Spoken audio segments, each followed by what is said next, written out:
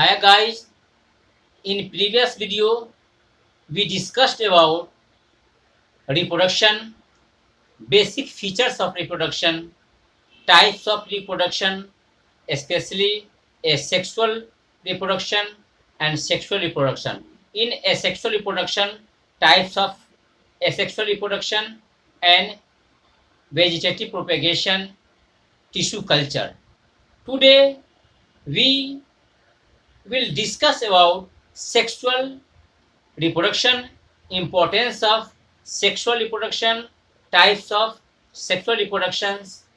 तो आज इस वीडियो को शुरू करने के पहले हम मार्टिन लूथर किंग के उन कथनों के साथ शुरू करते हैं जो आपके लिए बहुत ही एक प्रेरक और आपको मोटिवेट करेगा।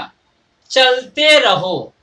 मार्टिन लूथर किंग ने कहा था, अगर तुम उड़ नहीं सकते हो तो दौड़ो, अगर तुम उड़ नहीं सकते हो तो दौड़ो, अगर तुम दौड़ नहीं सकते हो तो चलो, अगर तुम चल नहीं सकते हो तो रेंगो, पर निरंतर बढ़ते रहो। अपनी सोच और दिशा बदलो, सफलता तुम्हारा स्वागत करेगी।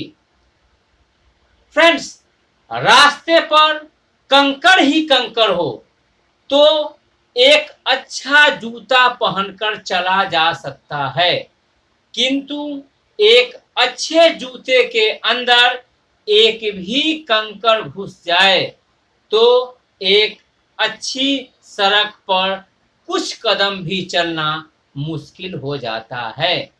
यानी हम बाहर की चुनौतियों से नहीं, अपने भीतर की कमजोरियों से हारते हैं। फ्रेंड्स, ध्यान देंगे, हम बाहर की चुनौतियों से नहीं बल्कि भीतर की कमजोरियों से हारते हैं। इसलिए आपको अपने आत्मविश्वास को बनाए रखना है, आपके अंदर की कमजोरियों से आपको जीतना है और जीतते ही चला जाना है। इसीलिए कहा गया है कि जो बीच राह में बैठ गए वो बैठे ही रह जाते हैं, जो लगातार चलते गए वे निश्चित मंजिल पाते हैं। जो कायर हैं वो हार गए, नरनाहरबाजी मार गए, इन तूफानों से टकराकर हिम्मत वाले उस पार गए, हिम्मत वाले उस पार गए। तो struggle for existence, survival of the fittest. हम बायोलॉजी की बात कर रहे हैं तो बायोलॉजी का जो ही कथन का प्रयोग करेंगे, हमें अपने एग्जिस्टेंस के लिए स्ट्रगल करना है और आज जो हमारे भीतर की जो कमजोरी है उससे विजय पाना है। और इसी के साथ अब मैं शुरू करता हूँ, एसेक्सुअल रिप्रोडक्शन, लैंगिक जनन है क्या। तो अलैंगिक जनन में, एसेक्सुअल रिप्रोडक्शन में सिंगल पेरेंट भाग लेते हैं, जबकि सेक्सुअल रिप्रोडक्शन एसेक्सुअल के ठीक अपोजिट है, डिफरेंट है, उससे विपरीत है। इसमें दो पेरेंट भाग लेते हैं। तो हाँ, एसेक्सुअल रिप्रोडक्शन है क्या। तो sexual reproduction is a type of reproduction that involves the two sexes, namely male and female. The male sexual unit is known as male gamete or sperm, while the female sexual unit is known as female gamete or ovum or ova. The formation of gametes and their fusion constitute sexual reproduction. Union of male and female gametes results in the formation of zygote. तो English में आपसे यदि पूछा जाता है कि what is the definition of the sexual reproduction, you will say sexual reproduction is a type of reproduction that involves the two sexes, namely mail and female. That mean male and female gametes fused and form a zygote, that is sexual reproduction. That means two parents, two male and female parents involved in the sexual reproduction. Hindi में आपसे अगर पूछा जाता है कि लैंगिक जनन क्या है, तो क्या है? जनन की वह विधि जिसमें दो भिन्न लिंग अर्थात नर एवं मादा भाग लेते हैं, लैंगिक जनन सेक्सुअल रिप्रोडक्शन कहलाता है। नर जनन इकाई को नर युग्मक यानी मेल गैमिट या शुक्राणु स्पर्म, जबकि मादा जनन इकाई को मादा युग्मक फीमेल गैमिट या अंडाणु ओवम कहते हैं। इस प्रकार नर तथा मादा युग्मकों का निर्माण तथा उसका संयोजन या संलयन फ्यूजन द्वारा लैंगिक जनन संपन्न होता है। तो लैंगिक जनन की परिभाषा आपने हिंदी में भी देख लिया कि जनन की वह विधि जिसमें नर तथा मादा युग्मक संलयन संयोजित फ्यूज करके जाइगोट का निर्माण करते हैं। यानी जनन की वह विधि जिसमें दो जनक नर एवं मादा भाग लेते हैं, यानी उसके गैमिट भाग लेते हैं और उसका निषेचन होता है और एक कोशिकीय रचना युग्मनक जाइगोट का निर्माण करता है। Gametes are form in sex organs. Gamete कहाँ बनता है? सेक्स ऑर्गन्स में, जनन अंग में। जनन अंग कौन है? Testis, ovary. It involves reduction और मियोसिस और meiotic cell division so that the gametes have half number of chromosomes of the parent cell. When the haploid male and female gametes fuse together, a diploid zygote is formed and the process is called fertilization. इस तरह से हमने देखा कि नर एवं मादा जनक, तो उससे क्या आते हैं? गैमिट्स आते हैं। नर जनन अंग से नर गैमिट, मेल गैमिट्स, और मादा जनन अंग से फीमेल गैमिट्स, मादा युग्मक। और ये दोनों का निर्माण कौन से? सेल डिवीजन में, जैसा कि आप देखे हैं ए माइटोसिस, माइटोसिस एंड मियोसिस। तो मियोसिस को रिडक्शन डिवीजन भी कहते हैं, क्योंकि मियोसिस के फलस्वरूप और सूत्री विभाजन के फलस्वरूप जो कोशिका बनती है, जो नवजात बनते हैं, जो ऑफस्प्रिंग्स बनते हैं, उसमें नंबर ऑफ क्रोमोसोम्स, गुणसूत्रों की संख्या मातृ कोशिका से आधी होती है, इसीलिए उसको रिडक्शन डिवीजन। तो नर एवं जनन अंग, मादा जनन अंग में mail and female sex organs में मियोसिस डिवीजन होता है और सूत्री कोशिका विभाजन होता है, और उसके फलस्वरूप युग्मक गैमिट जो बनते हैं स्पर्म एंड ओवम, उसमें क्या होता है? नंबर ऑफ क्रोमोसोम्स, गुणसूत्रों की संख्या पेरेंट से आधी होती है, इसीलिए उसको हैप्लॉइड मेल कहते हैं, हैप्लॉइड मेल कहते हैं। और ये प्रश्न भी आपको पूछे जाते हैं बोर्ड में कि गैमिट में किस प्रकार का सेल है, चाहे haploid cells or zygote, gametes, none of the above, both of. तो ऐसी स्थिति में आपको यह पता होना चाहिए कि गैमिट जो है हैप्लॉइड सेल्स है, अगुणित कोशिका है, यानी उसमें नंबर ऑफ क्रोमोसोम्स आधी है। तो हैप्लॉइड सेल्स कौन हो गए? गैमिट। मेल गैमिट्स यानी स्पर्म क्या है? हैप्लॉइड सेल्स है।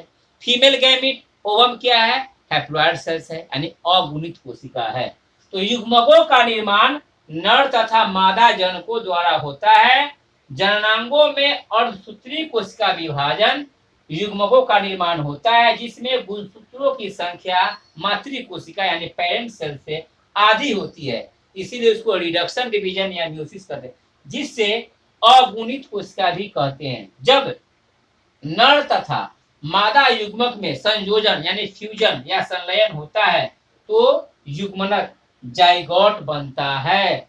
जाइगोट डिप्लॉयड सेल होता है, यानी mail and female gametes sperm and ovum fuse करते हैं तो सिंगल सेल बनता है जो डिप्लॉयड होता है।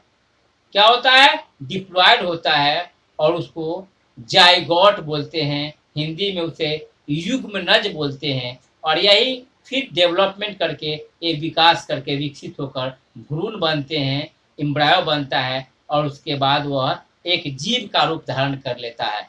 इस तरह से अपने सेक्सुअल रिप्रोडक्शन लैंगिक जनन की परिभाषा को देखा, गैमीट्स फॉर्मेशन को देखा। आप इसे अपने नोटबुक में नोट कर लें।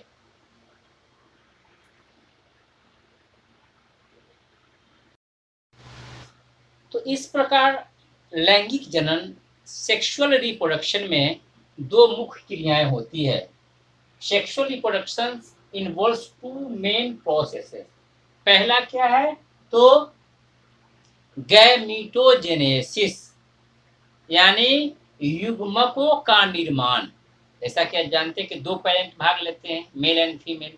तो मेल से मेल गैमीट और फीमेल से फीमेल गैमीट मादा युग्मक का निर्माण होता है। तो पहला जो प्रक्रिया है जनन, लैंगिक जनन का, उसमें गैमीटोजेनेसिस, इसे हिंदी में कहेंगे युग्मक जनन। और जो दो प्रकार के होते हैं, स्पर्म जो मेल में बनता है, तो स्पर्म बनने की प्रक्रिया को स्पर्मेटोजेनेसिस, शुक्राणु जनन।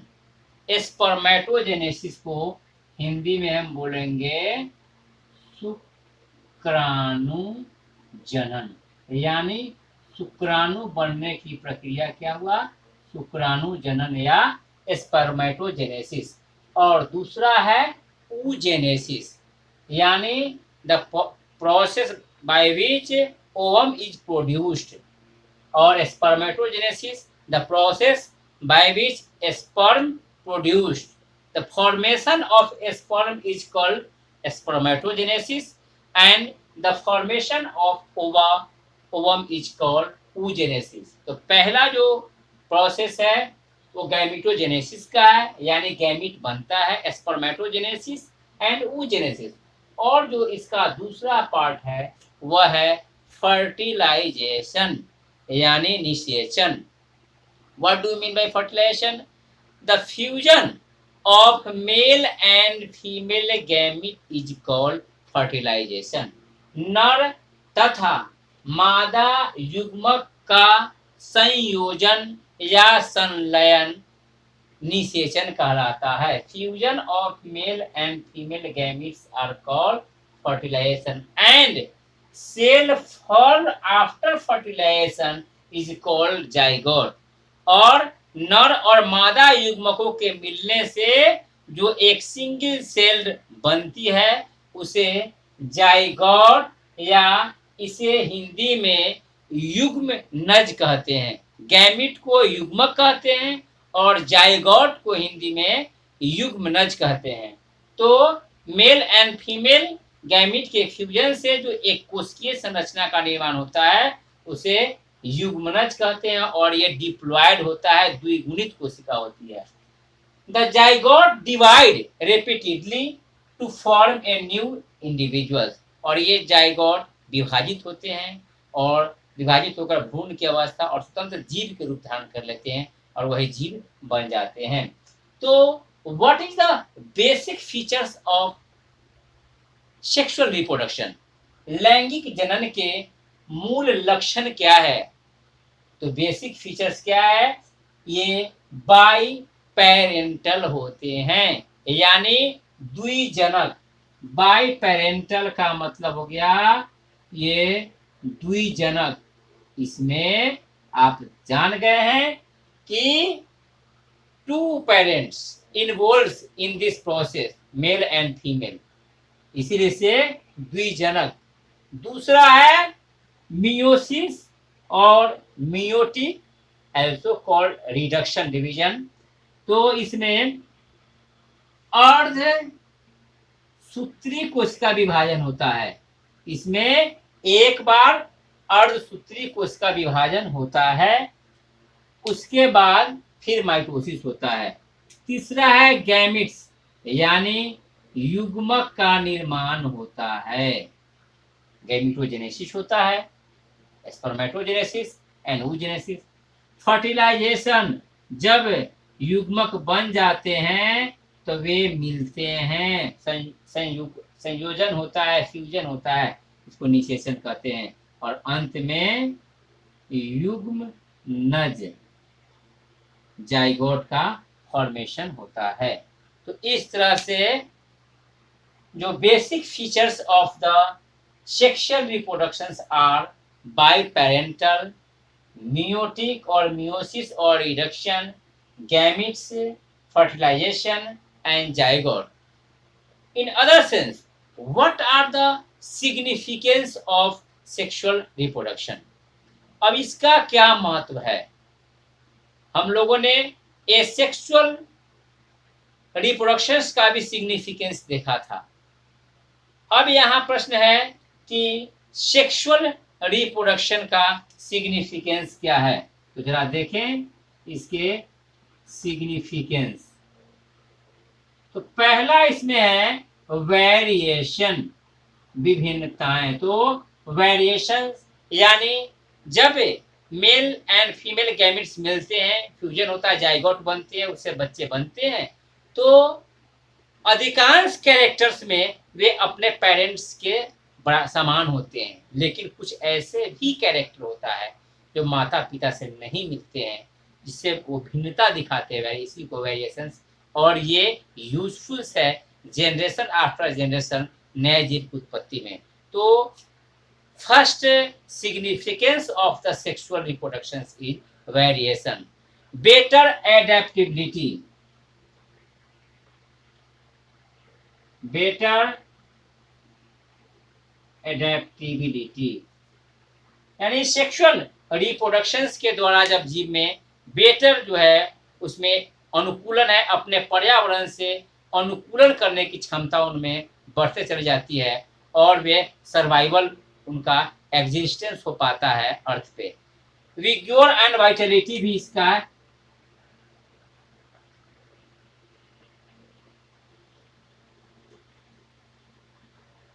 तो इस तरह से विग्योर एंड वाइटलिटी होता है। हार्मफुल ट्रैप्स जो है इससे हट जाते हैं।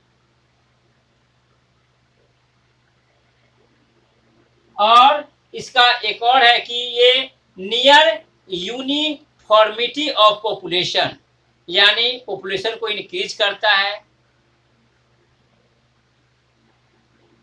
इंक्रीज पॉपुलेशन, खास करके यूनिफॉर्मिटी यानी समानता के रूप में, और इवोल्यूशन भी में भी यह हेल्प करता है। इवोल्यूशन यानी विकास, जो जीवों का जो विकास है, खास करके हायर एनिमल्स में, जैसा कि सेक्सुअल रिप्रोडक्शंस यूनिसेलुलर में भी होते हैं। आपने देखा था पैरामेशियम में एसेक्सुअल रिप्रोडक्शन, लेकिन एल्गी पैरामेशियम में सेक्सुअल रिप्रोडक्शन भी होता है, और हायर वर्टिब्रेट्स में यह मोस्ट कॉमन है। तो इस तरह से ये basic features of sexual reproductions और सिग्निफिकेंस ऑफ सेक्सुअल रिप्रोडक्शन को भी आप नोट कर लें। तो गाइज, ये प्रश्न बोर्ड में प्रायः पूछे जाते हैं कि what are differences between a sexual reproduction and sexual reproduction. तो चलिए अब हम लोग एसेक्सुअल एंड सेक्सुअल रिप्रोडक्शन के बीच कौन कौन से डिफरेंसेस है तो उसे देखें। तो पहला जो डिफरेंस है, asexual reproduction is uniparental, that means single parent take place in this reproduction. Sexual reproduction is biparental, that means two parents involved in this process. Gametes are not performed in asexual reproduction. In sexual reproduction, gametes are always formed. All the divisions are mitotic in asexual reproduction, but meiosis occurs in once. All other divisions are mitotic. In sexual reproduction, only one time meiosis takes place, then all times take mitotic division. Fertilization is absent in asexual reproduction, but fertilization or fusion of gametes takes place in sexual reproduction. It is a rapid method of multiplication. Asexual reproduction is a rapid method of multiplication, but Sexual reproduction is comparatively slower method of multiplication. That means asexual is faster than sexual and sexual is more slower than asexual. Next difference, offsprings are genetically and morphological similar to their parents in asexual reproduction. But in sexual reproduction, offsprings or new individuals are genetically different from either of two parents. Variations are very few. That means variations are near about absent in asexual reproduction. But in sexual reproduction, abundant variations occur during sexual reproduction. It has little evolutionary importance. There is a little evolutionary importance of asexual reproduction, but there is a great importance, or by producing variations, it plays an important role in evolution. That means there is a great importance of sexual reproduction for evolution point of view. And last, most common in lower bird organism, most common in lower organism takes place asexual reproduction, but in higher organism takes place sexual reproduction. Hindi में इसे हिंदी भाषी छात्र क्या करेंगे? अलैंगिक जनन और लैंगिक जनन में क्या अंतर है? तो अलैंगिक जनन में एकल जनक भाग लेते हैं, जबकि लैंगिक जनन में दो जनक भाग लेते हैं.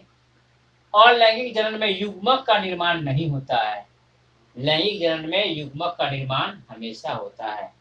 इसमें समसूत्री विभाजन होता है, जबकि लैंगिक जनन में एक बार अर्धसूत्री विभाजन होता है, जबकि उसके बाद समसूत्री विभाजन होता है. और लैंगिक जनन में निषेचन नहीं होता है, जबकि लैंगिक जनन निषेचन होता है. यह तीव्र गुणन की विधि है, जबकि ये अपेक्षाकृत लैंगिक जनन से और लैंगिक जनन से धीमा होता है. इसके जो ऑफस्प्रिंग से संतति है वो अपने जनक से समान मिलते जुलते होते, इसीलिए उसको क्लोन कहा जाता है. जबकि लैंगिक जनन के फलस्वरूप जो संतति बनते हैं, ऑफस्प्रिंग या न्यू इंडिविजुअल्स बनते हैं, वे अपने जनक से समानता नहीं दर्शाते हैं, अंतर भी दिखता है. इसमें भिन्नताएं बिल्कुल नहीं होती है, जबकि इसमें भिन्नता होती है, जिसका बहुत ही महत्व है. इसका विकास के दृष्टि से बहुत कम महत्व है, जबकि लैंगिक जनन का विकास की दृष्टि से बहुत महत्वपूर्ण है. ये छोटे लोअर और छोटे जीव में पाए जाते हैं, जबकि ये सभी उच्च श्रेणी के जीवों में पाए जाते हैं. अब आप इसे अलैंगिक जनन और लैंगिक जनन में अंतर को नोट कर लें.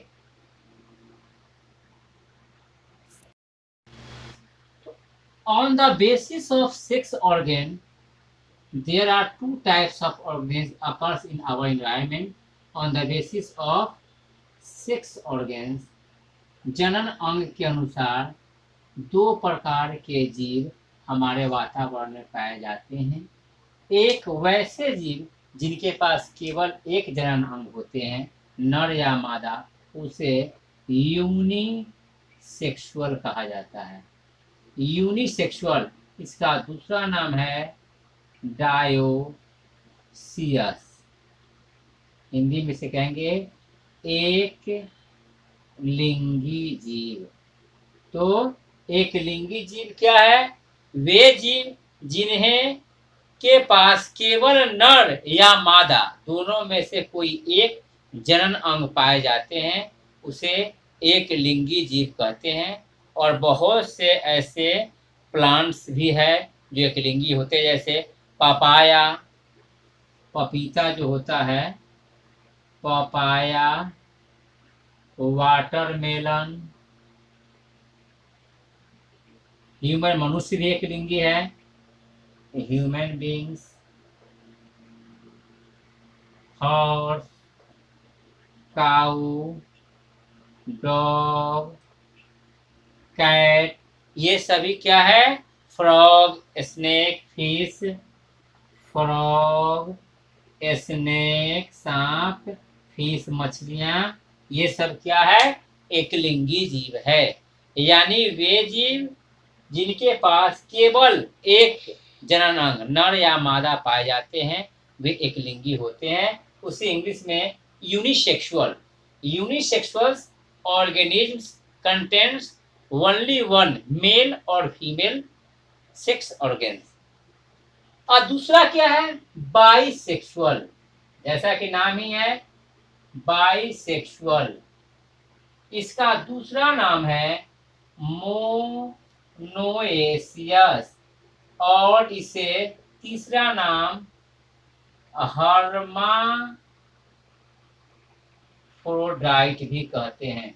इस तरह से बाइसेक्सुअल और मोनोएसियस और हर्माफ्रोडाइट, इसे हिंदी में द्विलिंगी, यानी वे जीव जिनके शरीर में नर और मादा दोनों जनन अंग पाए जाते हैं वे द्विलिंगी जीव होते हैं। Such type of organism which contains where occurs male and female both reproductive organs, both the sex organs takes place in a single organism.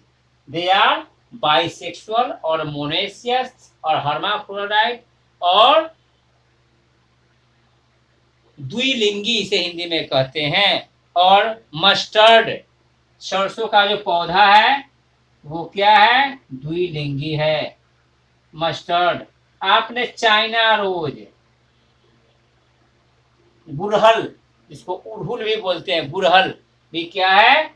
ये। इसके अलावा अर्थवर्म, अर्थवर्म क्या है? ये बाइसेक्सुअल है। वर्म्स भी जो है ये बाइसेक्सुअल है। नेरिस बाइसेक्सुअल्स है, हाइड्रा बाइसेक्सुअल है, स्पॉन्ज बाइसेक्सुअल होते हैं। तो इस तरह से सेक्स के आधार पर दो तरह का जीव हमने देखा, एकलिंगी और द्विलिंगी। एकलिंगी वे जीव है जिनमें केवल एक नर या मादा जनन अंग पाए जाते हैं, जबकि द्विलिंगी वे जीव है जिसमें नर और मादा दोनों जनन अंग पाए जाते हैं, जैसे सरसों का पौधा, गुड़हल या उड़हुल का फूल, केचुआ, वर्म्स, कृमि, हाइड्रा, स्पॉन्ज, ये है। अब हम लोग पौधों में लैंगिक जनन को देखेंगे। इसके पहले एक प्रश्न उठता है कि लैंगिक जनन की सार्थकता क्या है? Why sexual mode of reproduction. तो आप सबसे पहले इसे नोट कर लें, यूनिसेक्सुअल एंड बाइसेक्सुअल, और इस एग्जांपल्स को। तो प्रश्न उठता है why sexual mode of reproduction, क्या आवश्यकता है? क्यों लैंगिक जनन की क्या सार्थकता है? क्यों लैंगिक जनन इतना महत्वपूर्ण है? तो ये समझना बहुत जरूरी है। जैसा कि अभी हम लोगों ने चर्चा किया कि युग्मकों के बनने के पहले जनन कोशिका में, रिप्रोडक्टिव सेल्स में क्या होता है? रिप्रोडक्टिव ऑर्गेन, जनन अंगों में अर्धसूत्री कोशिका विभाजन होता है। मियोसिस या मियोटिक या रिडक्शन डिवीजन होता है। और उस रिडक्शन डिवीजन के फलस्वरूप जो हैप्लॉइड सेल्स अगुणित कोशिका यानी स्पर्म और ओवम जो बनते हैं, उसमें गुणसूत्रों की संख्या आधी हो जाती है। और जब ये युग्मक फिर फ्यूजन करते हैं, संयुग्म करते हैं, तो ये जाइगोट या युग्मनज बनते हैं, और जिसमें गुणसूत्रों की संख्या बराबर हो जाती है। यानी दोनों आधी कोशिका मिल करके मातृ कोशिका के बराबर गुणसूत्र बन जाता है युग्मनज में, और जिससे नए जीव की उत्पत्ति होती है। यदि इससे नए जीवों में, उनकी संतति में, ऑफ स्प्रिंग्स में, न्यू इंडिविजुअल्स में गुणसूत्रों की संख्या अपने मातृ कोशिका के बराबर रहती है, इससे अगली पीढ़ी में भी गुणसूत्र बनी रहती है। लेकिन यदि ऐसा न हो तो क्या होगा? प्रत्येक अगली पीढ़ी में डीएनए की मात्रा पिछली पीढ़ी से दुगुनी हो जाएगी, और जब दुगुनी हो जाएगी डीएनए की मात्रा तो इस धरती पर केवल डीएनए ही मिलेंगे और जीवों का अस्तित्व खत्म हो जाएगा। और जीवों के हर जाति में, हर स्पेसीज में भी नंबर ऑफ क्रोमोजोम डिफरेंस होंगे, यानी हर जाति विशेष में भी गुणसूत्रों की संख्या अलग अलग होगी। इस डीएनए की प्रतिकृति बनने के दौरान कुछ भिन्नताएं भी होती है। और ये भिन्नताएं क्यों होती है? तो जब अर्धसूत्री कोश का विभाजन होता है तो वहां गुणसूत्रों का आदान प्रदान क्रॉसिंग ओवर के कारण क्या भिन्नताएं आती है। और ये भिन्नताएं जो है संयोजन के द्वारा पैदा होती है और पीढ़ी दर पीढ़ी नए गुणों का समावेशन में सहायक होता है। ये वेरिएशंस जो है स्पेसीज के अस्तित्व को कायम रखने के साथ साथ लैंगिक जीवों में जो विविधता जो पैदा होती है और इससे इवोल्यूशन यानी जीव विकास की हम जो परिकल्पना करते हैं, जीव का जो विकास कैसा हुआ, इसमें वेरिएशंस का बहुत ही महत्वपूर्ण योगदान है। तो इस तरह से लैंगिक जनन में हमने देखा कि जो अर्ध सूत्री डिवीजन होता है, अर्ध सूत्री विभाजन होता है, उसमें आधी गुणसूत्र वाली जो है युग्मक बनते हैं और फिर जब दोनों मिलते हैं तो मातृ कोशिका के बराबर गुणसूत्र हो जाते हैं। इस प्रकार से हमने देखा कि लैंगिक जनन आवश्यक है। तो गाइस, आज हम लोग लैंगिक जनन सेक्सुअल रिप्रोडक्शन क्या है उसको हमने देखा, उसके बेसिक फीचर्स क्या है, उसकी नीड्स क्या है, और हमने अलैंगिक जनन और लैंगिक जनन, ये सेक्सुअल रिप्रोडक्शन और सेक्सुअल रिप्रोडक्शन में क्या अंतर है, जो बोर्ड के परीक्षा के दृष्टि से बहुत ही महत्वपूर्ण है। और इसके अलावा लैंगिक जनन क्यों जरूरी है, इस पे आज हम लोग चर्चा किए। अब हम लोग अगले वीडियो में पुष्पी पौधों में लैंगिक जनन, सेक्सुअल रिप्रोडक्शन इन प्लांट्स पे चर्चा करेंगे। आप लोग इस वीडियोज को जब देखते हैं तो आप नोट्स जरूर तैयार करेंगे, वो आपका सेकेंडरी मेमोरी का काम करेगा। और एक कहा भी गया है कि जब किसी चीज़ को आप लिखते हैं तो उससे वह आत्मसात भी होता है, लिखने का भी अभ्यास होता है और आपके मस्तिष्क में उसका चित्रण भी होता है।